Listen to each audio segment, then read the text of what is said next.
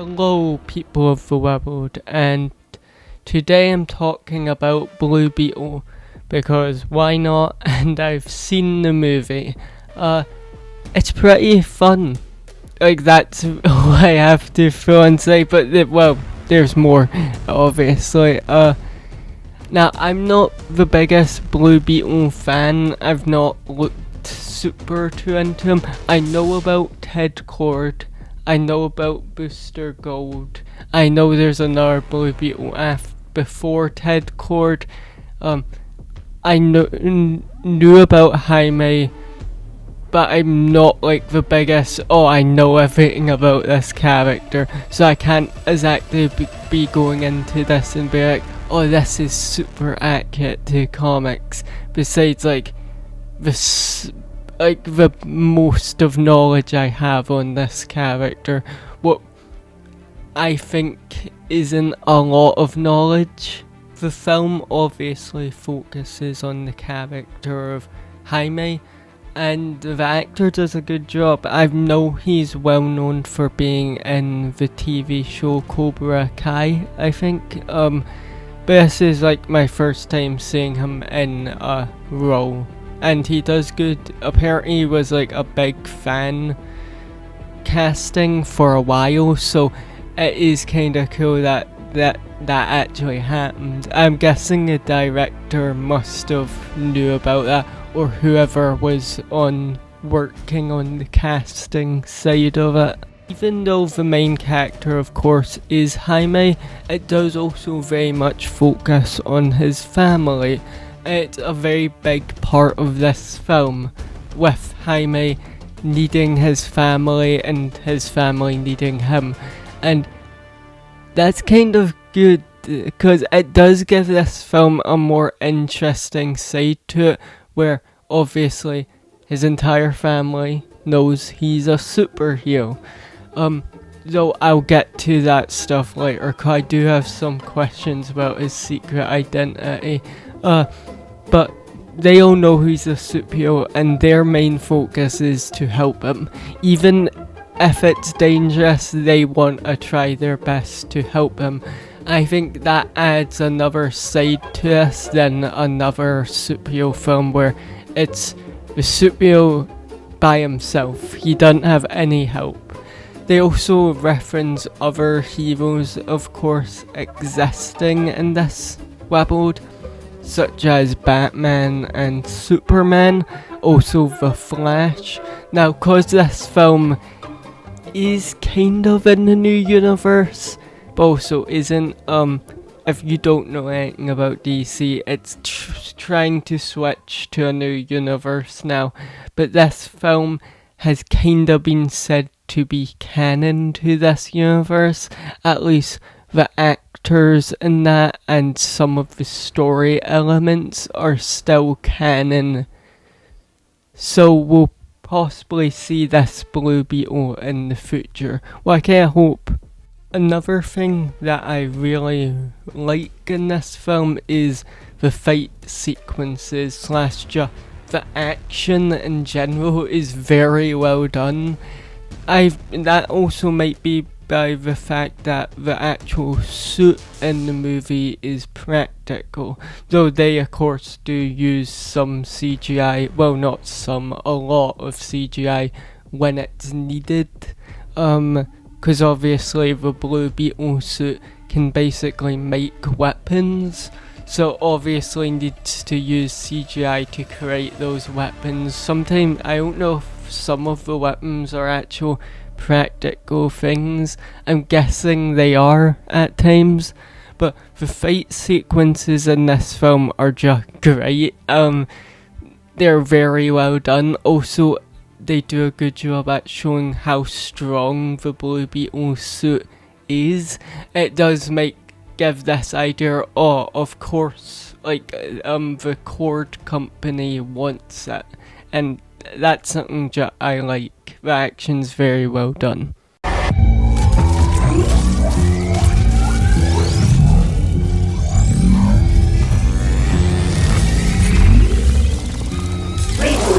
Complete. Get the hell away from my sister! I'm out. You ready, Kaji? Vamos a partirles la madre. Come on, let's get it! Who's first?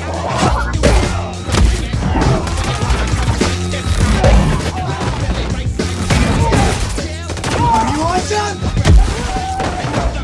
Now, I do like this film, I don't think it's bad. I do have some complaints, such as the dialogue's okay at times, but there's moments where I feel like it could have been a bit written better. Just certain moments feel a bit unnatural. The main villain, technically there's two. There is Ted Kord's sister, who is okay for the most part, but she has nothing really interesting to her besides the fact, oh, it's Ted Kord's sister. But then there's Carapax. I'm probably saying that wrong. His name's Cara something, Carapax or whatever. He's cool, but he isn't exactly interesting. Now, I believe this is because they only want to leave his origin side for the ending, as it's the main reason Blue Beetle does not kill him.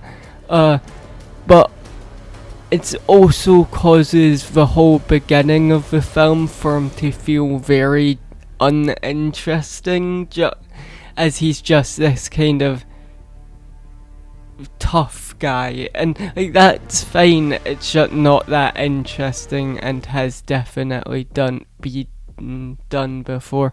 Also, yes, you could very much see him as being, oh, it's just the main character but evil. I will say he's different enough where I kind of like it.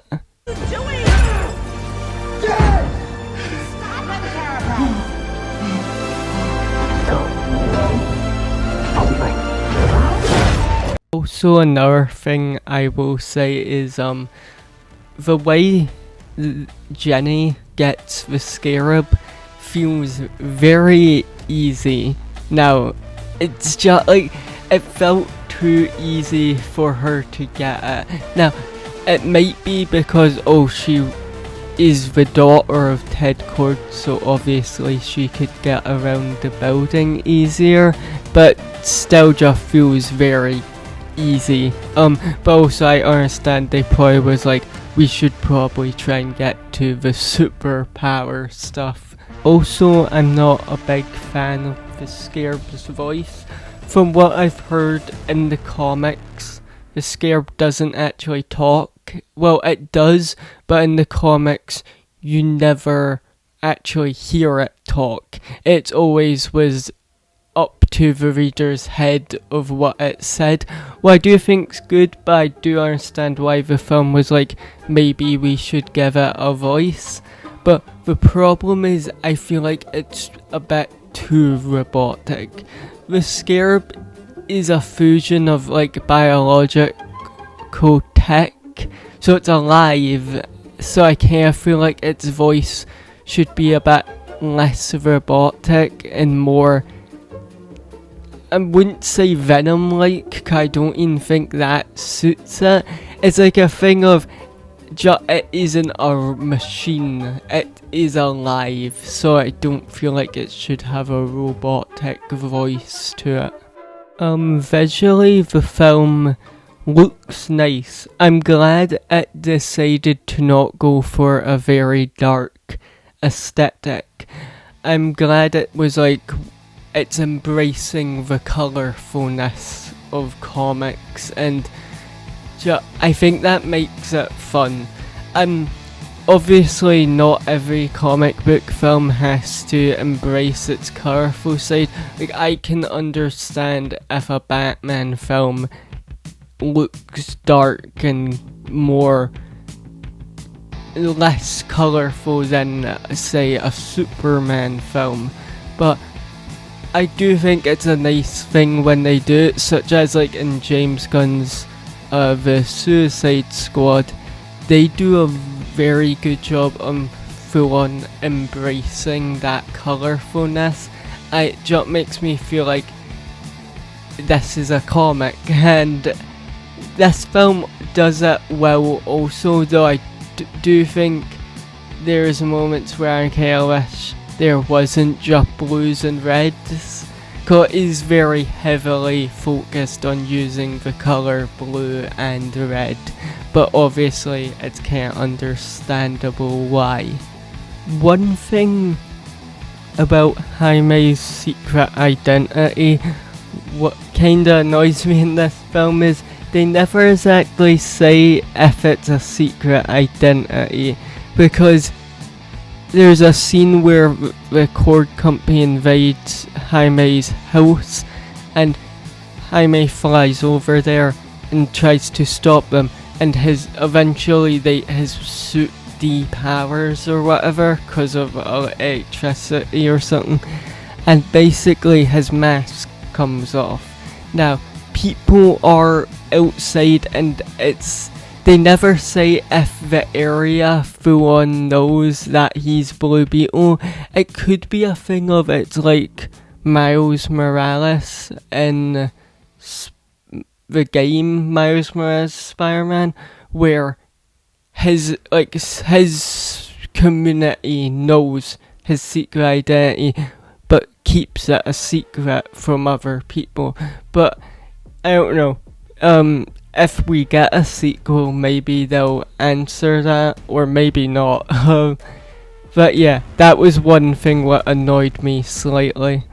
I'm glad they decided they were keeping the Ted Kord aspects of this character. Cause in the comics, Ted Kord is the second Blue Beetle, and they basically do that. I'm glad, because Ted Kord, from what I've heard, is a fun character, and same with the characters that he's normally with. And in my opinion, if they do a Blue Beetle sequel, Ted Kord should be a part of it, and it should be him meeting Jaime. Cause it would just be fun. But also I feel like Ted Kord could be with Booster Gold. Cause the end credits scene has it being revealed, Ted Kord's alive and he's somewhere. And the film keeps mentioning how he disappeared. So in my mind, I think he disappeared because he went in time with Booster Gold. But also that's probably not going to be what it is, since Booster Gold's going to be getting a TV show. And we've heard nothing about that having Ted Kord in the show. The comedy in this film, it's okay, but in my opinion, it's not always great. I think Jaime's uncle is a fun character, being a conspiracy theorist, but a lot of the comedy isn't perfect. It won't be for everyone, but hey, someone will probably enjoy it, and in my opinion, compared to the other aspects, I can handle not great comedy scenes. But yeah, this film's fun. I would give it 4 out of 5 stars, mostly because there is definitely problems with it. But I really do hope we get to see this character in the future. Either they'll do another Blue Beetle film, or do a Blue Beetle sequel, or since they're not probably wanting to save the first film's full on canon, they could do Blue Beetle and underscore other name, because so more people will go to it instead of calling it a sequel, since I don't know how well this film did in theaters. I don't think super well, because the character is quite obscure, and superhero films haven't been doing well lately, which is sad, because I think there is a lot of stories to be told with superheroes as characters, and hopefully we'll get more superhero stuff when the new DC Universe full-on launches. That's all. If you liked this video, then like it. If you didn't, you can even dislike it. Or you can subscribe if you want to and see all my other random stuff. Right now I'm actually trying to review at least all the live action Spider-Man films. I was debating about doing Spider-Verse movies since those are some good movies, but I'm not sure because it's a lot of work. But yeah, that's what I'm doing right now, so if you're interested in that, maybe subscribe. That's all, and goodbye.